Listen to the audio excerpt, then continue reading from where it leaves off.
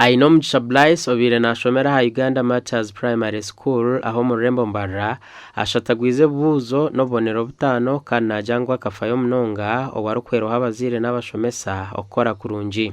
nishemererwa mnonga abo kujamfunire 5 aggregates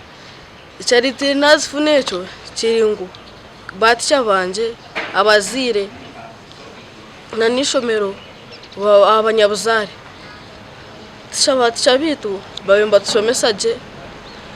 batwabyune bikwetagisha ubwara ibararebe ijire bitabo tubentuzayo tushoma abazire banje babemba motivatinga bamwe banshabera bitona Ainomgisha nayoreka ngo kwikaje ebuzo nikija kumutera umujinya ogwo kugumizamo akahikize kiroto cye okuba mushaho we mutuma nyenda ku umushaho urukora abantu bine burure bwe mutuma ahabwenshi kare anko wanje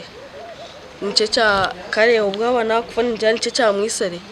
mwe nice cinkwenda kumbera hakira omisho abantu nkabo batagagarika kufa namuyanja Ruth nyina wa Ainomgisha nagira ngo umwana wabo kwike buzo cyabateri banja ryo kumushomesezo mu mashomero marunji akahikirize kiroto cye tombwe nabena nyenkarejinga kuja munaza kukora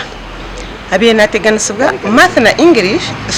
abena teganisibwa social studies na English konka ichamani mununga angakwatagana n'abashomesa beyi buradakika ndenimbanye n'abashomesa beyi ba subject sezo Frederick Tumuhirwe mukuru wa Uganda Martyrs Primary School yasima beji ahabo kora kurunja hishomereri ebuze buhire biro kushemerwa kwango byo rero results kuzeje kushora nyuma abazyo kandi zatoreka ngo twina abana bakozereje